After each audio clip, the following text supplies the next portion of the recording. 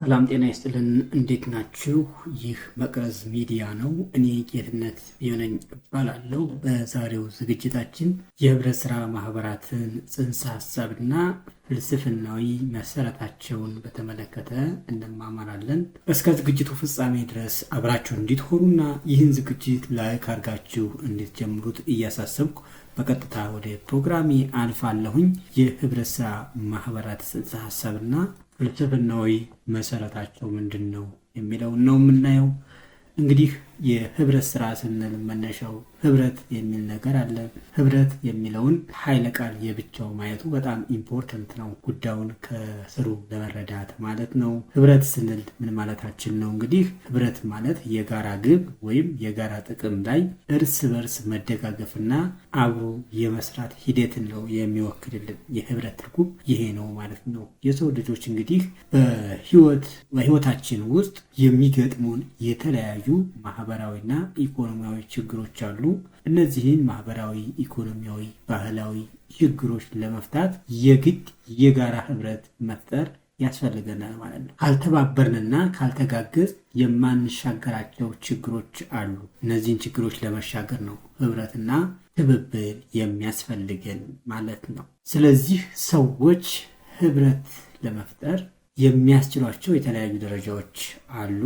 ህብረት የምንፈጥርባቸውን ሁነቶች በሶስት ደረጃዎች ከፋፍለን ልናያቸው እንችላለን። እነሱም በስሜት ደረጃ የምንፈጥረው ህብረት አለ፣ በልማዳዊ መንገድ የምንፈጥረው ህብረት አለ፣ እንዲሁም ውላዊ በሆነ መንገድ ወይም ዘመናዊ በሆነ መንገድ የምንፈጥረው ህብረት አለ።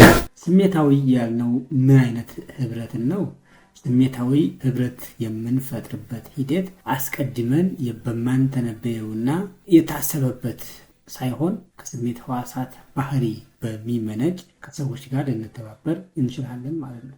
ኦል ኦፍ ዘ ሰደን እንግዲህ አክሲደንታሊ ይሄ ብዙ ሳስቡበት አውጥተን አውርደ ነው የምንገባበት የህብረት ጉዳይ ሳይሆን በአጋጣሚ በሚፈጠሩ ሁኔታዎች ስሜታችንን ነክቶት ያንን የጋራ ስሜታችንን ምናልባት የሚያስደስትም ሊሆን ይችላል፣ የሚያሳዝንም ሊሆን ይችላል። ሁለቱንም ነገር ሸር አድርገን ከሁለት ወይም ደግሞ እንደ ገጠመኛችን ማለት ነው። ሁለቱንም ስል ሁሉንም በአንድ ነገር ሳይሆን እንደ ገጠመኛችን ያንን ስሜታዊ ክስተት ለማለፍ እንተባበራለን። ሁለተኛው ልማዳዊ ነው። ልማዳዊ ደግሞ የተጻፈ ህግና ደንብ ሳይኖረው በልማድ ሰዎች ተቀራርበው በጋራ ሆነው የሚተጋገዙበትን ስርዓት ለማሳየት ነው ማለት ነው። ሶስተኛው ውላዊ ያልነው ደግሞ ሰዎች በጋራ የሚገዙበትን ውል ወይም ደንብ አውጥተውና የሚመሰሩት ህብረት ውላዊ ወይም ዘመናዊ በሆነ መንገድ ሲያደራጁት ይህ ውላዊ ህብረት ወይም ዘመናዊ ህብረት እንለዋለን ማለት ነው። እንግዲህ ሁለቱ የመጀመሪያዎቹ ያን ያህል በተለይ ሁለተኛው ምናልባት በስፋት የምንጠቀምበት ሊሆን ይችላል። የመጀመሪያውም እንደዚሁ ከሰውኛ የሚመነጭ ስለሆነ ስሜታዊ ህብረትን በዛ ልክ ተግባራዊ ሊሆን ይችላል። ነገር ግን በደንብ አውጥተን አውርደን አስበን ልንገባበትና ልንተጋገዝበት የተጨበጠ ውጤት የተጨበጠ ነገር ለማምጣትም እንድንሰራ የሚያስችለን ውላዊ ህብረት ነው ማለት ነው። ውላዊ ህብረት እንግዲህ ወደ ህብረት ስራና ወደ ሌሎችም የማህበር አይነቶች ሊመራን ይችላል። ያው ሌሎቹም ማህበራት የመደጋገፊያ ስለሆኑ ወይም የጋራ ግብ ይዘን ውጤት ለማምጣት የምንሰራባቸው ስለሆኑ ማለት ነው። ይህን ካልን እንግዲህ የህብረት ስራ ስንልስ ማለት ነው። የህብረት ስራ ማለት ምን ማለት ነው የሚለው እንመልከት።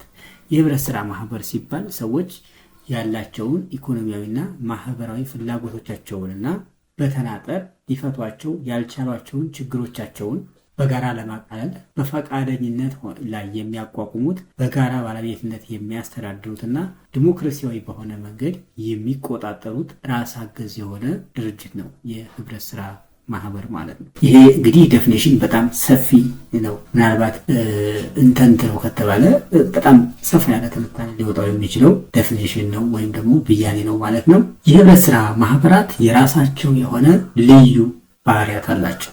እነዚህ ልዩ ባህሪያት ምን ናቸው የሚለውን እንመልከት። የህብረት ስራ ማህበራት ዴፊኒሽኑ ላይ ቅድም እንዳየነው አንደኛ በጋራ ፍላጎት ላይ ተመስርተው የሚወለዱ ወይም የሚቋቋሙ ተቋማት ናቸው።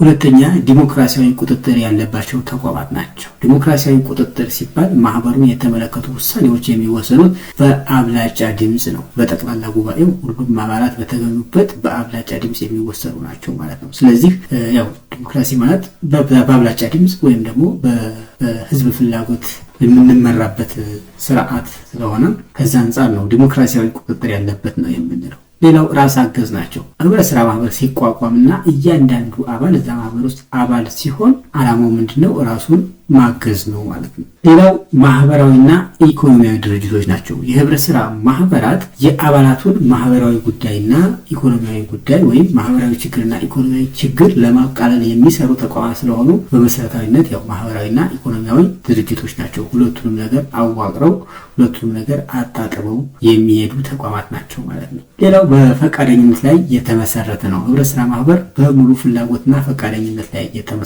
የሚቋቋም ተቋም ነው። አንድ አባል ከአንድ የህብረት ስራ ማህበር ውስጥ ከፈለገ ፈቃድ ካለው በአባልነት ይቀጥላል። ፈቃደኛ ካልሆነ ደግሞ በማንኛውም ሰዓት ማህበሩን ለቆ መሄድ ይችላል ማለት ነው። ይህ በመርህ ደረጃ አባልነት ለአባላት ክፍት የሆነና በፈቃደኝነት ወይም በፍላጎት ላይ የተመሰረተ ነው የሚል መርህ ነው ያላቸው ማለት ነው። እንግዲህ ህብረት ስራ ማህበራትን ልዩ የሚያደርጋቸው ባህሪያት እነዚህ አምስቱ ነበሩ። በቀጣይ እንግዲህ የህብረት ስራ ማህበራትን መርሆዎችና እሴቶች እናያለን። ዓለም አቀፍ የሆነ የህብረት ስራ ማህበራት መርሆዎች አሉ። ወደ 7 የተለያዩ መርሆዎች አሉ። እነዚህ መርሆዎች ምን ምን ናቸው የሚሉትን ስንመለከት እንዲሁ በስም ዝርዝር እንመለከታቸው፣ ወደ ትንታኔ ሳንገባ ማለት ነው። ወደ ትንታኔ በኋላ ላይ እንመጣበታለን። የመጀመሪያው አባልነት በፈቃደኝነትና በፍላጎት ላይ የተመሰረተ ለሁሉም ክፍት የሆነ ነው ይላል። ሁለተኛ የአባላት ዲሞክራሲያዊ ቁጥጥር። ሶስተኛ የአባላት ኢኮኖሚያዊ ተሳትፎ። አራተኛ ነፃና ራስን በራስ ማስተዳደር። አምስተኛ ትምህርት፣ ስልጠናና መረጃ መስጠት። ስድስተኛ ከሌሎች አቻ ህብረት ስራ ማህበራት ጋር ህብረት መፍጠር። ሰባተኛ ለአካባቢ ህብረተሰብ ልማት ትኩረት መስጠት የሚል 7ቱ የህብረት ስራ ማህበራት መርሆች እነዚህ ናቸው። እነዚህ መርሆች በአይሲኤ ወይም ኢንተርናሽናል ኮኦፐሬቲቭ አሊያንስ በሚባለው ድርጅት የወጡና በዩናይትድ ኔሽን ወይም በተባበሩት መንግስታት ድርጅትም ተቀባይነት ያላቸው ብሎም ደግሞ በዓለም አቀፍ ደረጃ አገራት በህጎቻቸው አዶፕት እያደረጉ እያካተቱ ህጎቻቸው ውስጥ ያስገቧቸው መርሆች ናቸው ማለት ነው። እነዚህ መርሆች እስኪ ዘርዘር እያለን አንድ ባንድ እንያቸው። የመጀመሪያው አባልነት በፈቃደኝነት ላይ የተመሰረተና ለሁሉም ክፍት መሆን አለበት የሚለው መርህ እንግዲህ ምንድነው? ከጀርባው ያለው አንድምታና ከጀርባው ያለው ጽንሰ ሐሳባዊ መሰረት ምንድነው? ሰዎች ሁሉ እኩል እንዲሆኑ በጾታ፣ በዘር፣ በፖለቲካ አመለካከት፣ በአካል ጉዳተኝነት ወይም በሃይማኖት ልዩነት ሳይደረግ ለሁሉም ሰው አባልነት ክፍት መሆን አለበት የሚል መርህ አለው ማለት ነው። በነፃና በሙሉ ፍላጎታቸው የመደራጀት አባል የመሆንና ያለመሆንን አቋም ማሳየትም ይችላሉ ማለት ነው። በዚህኛው መርህ አግባብ በዚህ መርህ እንግዲህ እነዚህ ነገሮች ናቸው። አንደኛ ያለምንም አድሏዊነት ሁሉም ሰው በህብረት ስራ ማህበራት መደራጀት ይችላል። ሁለተኛ በፍላጎታቸው በነፃ ፍላጎታቸው ነው መደራጀት ያለባቸውና አባል መሆን ያለባቸው። ካልፈለጉ ደግሞ አባል አለመሆን ከማህበሩ መሰናበትም ይችላሉ ማለት ነው። ሁለተኛው አባላት በዲሞክራሲያዊ መንገድ የሚቆጣጠሩትና የሚያስተዳድሩት ተቋም ነው ይላል። የዲሞክራሲያዊ ቁጥጥር ያልነው ነው እንግዲህ ያ ማለት ምን ማለት ነው? ቀደም ብዬም እንደገለጽኩት እያንዳንዱ አባል እኩል ድምጽ ያለው ሲሆን አንድ አባል አንድ ድምጽ ይኖረዋል። ስለዚህ ይህ ድምጽ ደግሞ ማህበሩን የተመለከቱ ውሳኔዎች፣ አስተዳደራዊ ውሳኔዎች ሲወሰኑ የእያንዳንዱ ሰው ድምጽ ዋጋ አላትና ድምጽ ተቆጥሮ አንድ ሰው አንድ ድምጽ ኖሮት ድምጹ ለውሳኔው ኮንትሪቢዩት ማድረግ እንዲችል ያስችለዋል ማለት ነው። የብዙሃኑ ድምጽ የሚተገበርበትና የአናሳዎች ድምጽ ደግሞ የሚከበርበትና መብታቸውም የሚጠበቅበትን ሂደት ተግባራዊ ያደረገ ተቋም ነው የህብረት ስራ ማህበራት ማለት ነው። ዲሞክራሲያዊ ቁጥጥር የሚለው ይህንን ለማመላከት ወይም ደግሞ ይሄኛውን ጉዳይ ለመግለጽ ታስቦ ነው ማለት ነው። ሶስተኛው የአባላት ኢኮኖሚያዊ ተሳትፎና ተጠቃሚነት ይላል። ከስራ እንቅስቃሴ ከተገኘ ትርፍ ላይ ለመጠባበቂያና ለሌሎች ማህበራዊ አገልግሎቶች ተቀንሶ በህብረት ስራ ማህበራቸው በማስቀመጥ ቀሪው አባላት ለማህበሩ ባደረጉት መዋጮ ወይም ተሳትፎ መሰረት ይከፋፈላሉ ማለት ነው። አንዱ ኢኮኖሚያዊ ተጠቃሚነታቸው ህብረት ስራ ማህበሩ ሰርቶ ወጥቶ ካተረፈው ትርፍ ላይ እያንዳንዱ አባል በትርፍ ክፍፍል መልክ ተጠቃሚ መሆን የሚችልበት እድል አለው ማለት ነው። ሌላው እንደገና ደግሞ እያንዳንዱ አባል ማህበሩ የሚሰጠውን አገልግሎት መጠቀም ይችላል ማለት ነው። ያንን አገልግሎት ሲጠቀምም ኢኮኖሚያዊ ተሳትፎ ይረጋገጥለታል ማለት ነው። ወደ ስራ ማህበራት በባህሪያቸው ኢኮኖሚያዊ ተሳትፎ ኢኮኖሚያዊ ተግባር የሚያከናውኑ ማህበራት ስለሆኑ አባላቱ የነሱን አገልግሎት የመጠቀም ግዴታም ጭምር ስላለባቸው ይጠቀማሉ። ያ የሚጠቀሙት አገልግሎት ደግሞ ተጠቃሚ የሚያደርጋቸው አገልግሎት ነው ማለት ነው። ሌላው የህብረት ስራ ማህበራት ራስ አገዝና ነፃ ናቸው ይላል አራተኛው የህብረት ስራ መርህ። ይህም ሲባል ምን ማለት ነው? የህብረት ስራ ማህበራት ከማንኛውም አይነት ተጽዕኖ ነፃ የሆኑ ራስ አገዝ ድርጅቶች ናቸው። ከመንግስት ጣልቃ ገብነትም ሆነ ከፖለቲካ ጣልቃ ገብነት ነፃ የሆኑ ተቋማት ናቸው የሚለውን ለማሳየት ነው ይሄኛው የገባው ማለት ነው። ማንኛውንም ስምምነት የሚያደርጉት የማህበራቸውን ራስን በራስ የማስተዳደር መብትን በማይነካ ሁኔታ መፈጸም ይኖርበታል። ከሌሎች ድርጅቶች ጋርም ስምምነት ሊያደርጉ ይችላሉ። በተለይ አሁን የኢትዮጵያ የህብረት ስራ አዋጅ እየተሻሻለ ነው። በዚህ ሂደት ውስጥ የህብረት ስራ ማህበራት ከባለሀብቶችና ከካምፓኒዎች ጋር በስምምነት ውል ገብተው እንዲሰሩ መስራት የሚያስችላቸውን ሁኔታ አመቻችቷል፣ ፈቅዷል ማለት ነው። በዚያ ጊዜ ግን ነፃነታቸውን በሚያሳጣ መንገድ መሆን የለበትም ማለት ነው። ሌላውና አምስተኛው ትምህርት፣ ስልጠናና መረጃ የሚለው ነው። አባላት፣ የስራ አመራር ኮሚቴዎችና ሰራተኞች ለህብረት ስራ ማህበራቸው እድገት ተገቢውን አስተዋጽኦ እንዳበረከቱ ትምህርትና ስልጠና እንዲያገኙ መደረግ አለበት። የህብረት ስራ ማህበራት አንዱ ይሄ ነው። እንግዲህ ማን ነው ትምህርትና ስልጠና የሚሰጠው የሚለው ነገር ትንሽ ሌላ ጉዳይ ሊሆን ይችላል። ነገር ግን በመርህ ደረጃ ሰንሰለትም ስላላቸው የህብረት ስራ ማህበራት የአደረጃጀት ሰንሰለት አላቸው። የመጀመሪያ ደረጃ ህብረት ስራ ማህበር ወይም መሰረታዊ የህብረት ስራ ማህበር የምንለው አለ። ከዛ ሁለተኛ እና ሶስተኛ ዩኒየን እና ፌዴሬሽን የሚባሉ አደረጃጀቶችም ስላሉ በተዋረድ ከፌዴሬሽኑ ወደታች እነዚህ እውቀት፣ መረጃ፣ ስልጠና የሚሰጥበት ሁኔታ አለ። በሌላ በኩል ደግሞ አደራጅ መስሪያ ቤቱ አለ። ከፌዴራል ከህብረት ስራ ኮሚሽን ጀምሮ ወረዳ ያሉት የህብረት ስራ ማስፋፊያ ተጠሪ ጽሕፈት ቤቶች ድረስ ባለው እንዲሁም ቀበሌ ድረስ አንዳንዴ አደራጅ ባለሙያ የሚባል የህብረት ስራ ማህበራት ልማትን የሚደግፍ ባለሙያ ይመደባልና ይህን ጠብቆ ይሄ አደራጅ መስሪያ ቤቱ ተቆጣጣሪ መስሪያ ቤቱ ይህንን ትምህርትና ስልጠና ለህብረት ስራ ማህበራት አመራሮች እና አባላት መስጠት ይጠበቅበታል ማለት ነው። ስድስተኛው በህብረት ስራ ማህበራት መካከል ህብረትና ትብብር መፍጠር የሚለው ነው። የህብረት ስራ ማህበራት በአካባቢ፣ በሀገር አቀፍ፣ በአህጉርና በዓለም አቀፍ ደረጃ እርስ በርስ ግንኙነት የሚያደርጉ የሚደጋገፉና የሚረዳዱ ተቋማት ናቸው። ስለዚህ በመርህ ደረጃ እንግዲህ ከአካባቢያችን ጀምረን እስከ ዓለም አቀፍ መድረክ ድረስ ባሉት የህብረት ስራ ማህበራት የትብብር መድረኮች ውስጥ እየተሳተፍ ተጠቃሚ መሆን መቻል አለብን። በህብረቱ፣ በግንኙነቱ፣ በትብብሩ ህብረት ስራ ማህበሩ አባላቱን በሚጠቅም መንገድ ይህንን ጉዳይ ይፈጽማል ማለት ነው። የመጨረሻው የህብረት ስራ ማህበራት መርህ ማህበራዊ ኃላፊነትና ተቆርቋሪነት ነው። ይህም በአካባቢያችን ላሉ የህብረተሰብ ክፍሎች ዘላቂ ልማትን ማምጣት የሚያስችል ተግባር እንድናከናውን የሚያስገድድ መርህ ነው የህብረት ስራ መርህ። ያም ሲባል እንግዲህ በትምህርት፣ በጤና፣ በስራ ዕድል ፈጠራና እንዲሁም በሰላምና በፍትህ ላይ ይሰራሉ የህብረት ስራ ማህበራት። በእነዚህ ነገሮች በጎ ተጽዕኖ ለማምጣት ከተቆርቋሪነት በመነጨ መንገድ በአካባቢ ጥበቃም ጭምር ማለት ነው ከተቆርቋሪነት በመነጨ መልኩ እነዚህ ነገሮች ላይ ንቁ ተሳትፎ ማድረግ አለባቸው ማለት ነው የህብረት ስራ ማህበራት። የህብረት ስራ ማህበራትና የአባላት ስነ ምግባር እሴቶች አሉ። እሴቶች ሁለት አይነት እሴቶች አሏቸው ማለት ነው። የመጀመሪያው የህብረት ስራ ማህበራት የራሱ የማህበራቱ እሴት አለ። ቀጣይ ደግሞ የአባላቱ እሴቶችም አሉ። የህብረት ስራ ማህበራት እሴቶች የምንላቸው ራስን መቻል፣ ራስን መርዳትና ሰልፍ ሄልፕ የምንለው ነው በእንግሊዝኛው። የራስን ኃላፊነት ወይም ሰልፍ ሪስፖንሲቢሊቲ ኃላፊነት መወጣት ነው። ዲሞክራሲያዊ አሰራርን ማዳበር ነው። እኩልነት ወይም ኢኳሊቲ ነው። ፍትሃዊነት ወይም ኢኩዊቲ የምንለው አለ። እንዲሁም ወንድማማችነት ወይም ሶሊዳሪቲ የሚሉት የህብረት ስራ ማህበራት እሴቶች ናቸው። ሌላው እንደገና ደግሞ አባላት እዛ ህብረት ስራ ማህበር ውስጥ በአባልነት የታቀፉት ግለሰቦች የራሳቸው እነሱ ደግሞ ከነሱ የሚጠበቅ ደግሞ የስነ ምግባር እሴት አለ። ይህ እሴት ምንድን ነው ስንል የአባላት የስነ ምግባር እሴቶች የምንላቸው አንደኛ ታማኝነት፣ ሁለተኛ ግልጽነት፣ ሶስተኛ ተጠያቂነት፣ አራተኛ አሳታፊነት፣ አምስተኛ ማህበራዊ ኃላፊነት ወይም ሶሻል ሪስፖንሲቢሊቲ፣ ስድስተኛ ለሌሎች ማሰብ ወይም ኬር ፎር አዘርስ የሚሉት ናቸው። እነዚህ የአባላት የስነ ምግባር እሴቶች ናቸው ማለት ነው። ወደ ዝርዝሩ ለመግባት ጊዜ ስለሌለን በዚህ ልክ እናልፈዋለን። የህብረት ስራ ማህበራትን እንግዲህ ከጽንሰ ሀሳቡ ጀምረን ኢንተርናሽናል የሆኑትን መርሆቹንና እሴቶችን ተመልክተናል። ከዚህ በመቀጠል ደግሞ የህብረት ስራ ማህበራትን ከሌሎች የንግድ ተቋማት አንጻር እስኪ ልዩነታቸውን እያነጻጸር እንመልከት።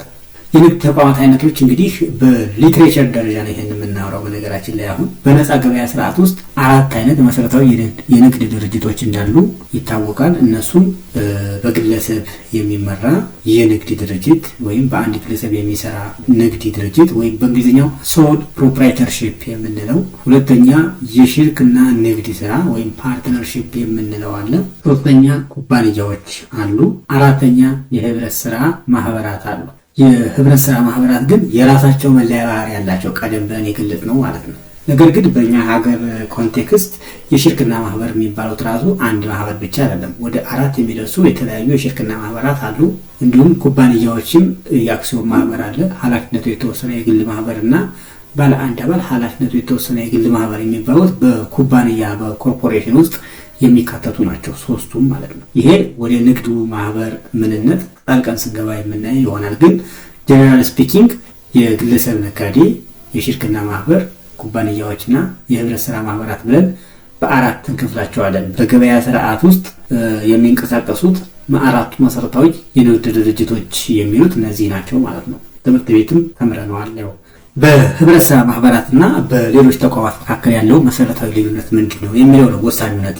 የህብረት ስራ ማህበራት ከላይ በተጠቀሱት እሴቶቻቸው እና መርሆቻቸው ምክንያት በጽንሰ ሀሳብ፣ በዓላማ፣ ከእኩልነት አንጻር፣ ከተሳትፎ አንጻር፣ ከአደረጃጀት አንጻር፣ ከካፒታል ምስረታና ውሳኔ አሰጣጥ፣ ከስራ ክልል፣ ከትርፍ አደላደል አንጻር ከሌሎች ንግድ ተቋማት በባህሪያቸው የተለዩ ተቋማት ናቸው። እስኪ ይህንን ልዩነት ቀደም ብለን ከገለጽናቸው ወይም ከዘረዘርናቸው መስፈርቶች አንጻር ልዩነቱን እስኪ ዘርዘር አድርገን እንመለከተው። ከጽንሰ ሀሳብ አንጻር ስንመለከታቸው ህብረት ስራ ማህበራት ለሰው ስብዕና ትኩረት የሚሰጡ፣ አስተሳሰብ ይዘው የሚንቀሳቀሱ ሰው ተኮር ተቋማት ሲሆኑ፣ የንግድ ተቋማት ግን ከፍተኛ ትርፍ ማስገኘትና ካፒታል ማሳደግን እንደ ዋና ዓላማ አድርገው የሚንቀሳቀሱ ተቋማት ናቸው። ከዓላማቸው አንጻር ስንመለከታቸው ህብረት ስራ ማህበራት አገልግሎትና ተመጣጣኝ ትርፍን ቀዳሚ አድርገው የሚሰሩ ተቋማት ሲሆኑ፣ የንግድ ተቋማት ደግሞ ከፍተኛ ትርፍ ማስገኘትና ካፒታል ማሳደግን እንደ ዋና ዓላማቸው አድርገው የሚንቀሳቀሱ ተቋማት ናቸው። ከአባልነት አንጻር በህብረት ስራ ማህበራት ውስጥ ዕጣ መግዛት አባል ለመሆን እንደ አንድ መመዘኛ እንጂ በራሱ በቂ ያልሆነ ጉዳይ ሲሆን፣ በንግድ ማህበራት ግን አክሲዮን መግዛት ብቻ ለአባልነት የሚያበቃ ሆኖ እናገኘዋለን ማለት ነው።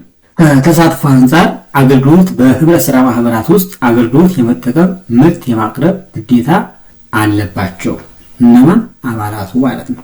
በንግድ ተቋማት በኩል ስንመለከት ደግሞ ምርት ለማቅረብም ሆነ አገልግሎት ለመጠቀም ግዴታ የለባቸውም እና ባለአክሲዮን የምንላቸው ንግድ ተቋሙን ያቋቋሙት የንግድ ተቋሙ ባለቤቶች ማለት ነው። ከአደረጃጀት አንጻር ስንመለከታቸው የህብረት ስራ ማህበራት በህብረት ስራ ህግ የሚደራጁና የሚዳኙ ሲሆኑ፣ ሌሎቹ የንግድ ተቋማት ደግሞ በንግድ ህጉ የሚደራጁና ህጋዊ እውቅናቸውን ከዛ የሚመነጭ ነው ማለት ነው። በካፒታል ምስረታ አንጻር ስንመለከተው የህብረት ስራ ማህበራት የአንድ ዕጣ የግንባር ዋጋ የማይለዋወጥ ሲሆን፣ በንግድ ተቋማት በኩል ግን የአክሲዮን ዋጋ በገበያ ዋጋ የሚወሰንና የሚዋዥቅ ቫልዩ አለው። በድርጅቱ ፐርፎርማንስ ወይም የአፈጻጸም ብቃት ተመስርቶ የአክሲዮን ዋጋው ከፍ ዝቅ ይላል ማለት ነው። ከውሳኔ አሰጣጥ አንጻር ስንመለከት በህብረት ስራ ማህበራት ውስጥ የዕጣ መጠን ግምት ውስጥ ሳይገባ አንድ አባል አንድ ድምፅ ብቻ አለው። በንግድ ማህበራት ውስጥ ግን ድምፅ የሚወሰነው በገዛው የአክሲዮን መጠን ነው ማለት ነው። ከስራ ክልል አንጻር የህብረት ስራ ማህበራት የስራ ክልላቸውን በመተዳደሪያ ደንባቸው ውስጥ አስቀምጠው የሚንቀሳቀሱ ተቋማት ሲሆኑ፣ የንግድ ተቋማት ግን የራሱ የሆነ የስራ ክልል የላቸውም። ሀገሪቱ ሙሉ አንዳንዴም ያስፈላጊነቱ ህግና አሰራሩን ተከትለው ከውጭ ንግድ ጋር ግንኙነት ፈጥረው የሚንቀሳቀሱበት አግባብ ይኖራል ማለት ነው። ከትርፍ ክፍፍል ወይም ከትርፍ አደራደር አንጻር ስንመለከተው በህብረት ስራ ማህበራት ውስጥ ትርፍ አባላት ባደረጉት የንግድ ልውውጥ ተሳትፎና ባላቸው የዕጣ ወይም የካፒታል ኮንትሪቢዩሽን መጠን ይህን ታሳቢ ባደረገ መንገድ ትርፍ ይከፋፈላሉ። በንግድ ድርጅቶች ወይም በንግድ ተቋማት ደግሞ ባለአክሲዮኖች ባላቸው የአክሲዮን መጠን ብቻ መሰረት ተደርጎ ትርፍ ያገኛሉ ማለት ነው። ህብረት ስራ ማህበራት ከንግድ ተቋማት ጋር ያላቸው ልዩነት በዚህ ልክ ተመልክተነዋል። የህብረት ስራ ማህበራት ከሌሎች የሲቪል ማህበራት የሚለዩዋቸውስ በምን ይለያሉ የሚለውን ደግሞ የተወሰነ እንመለከትና የዕለቱን ዝግጅታችን እናጠናቅቃለን።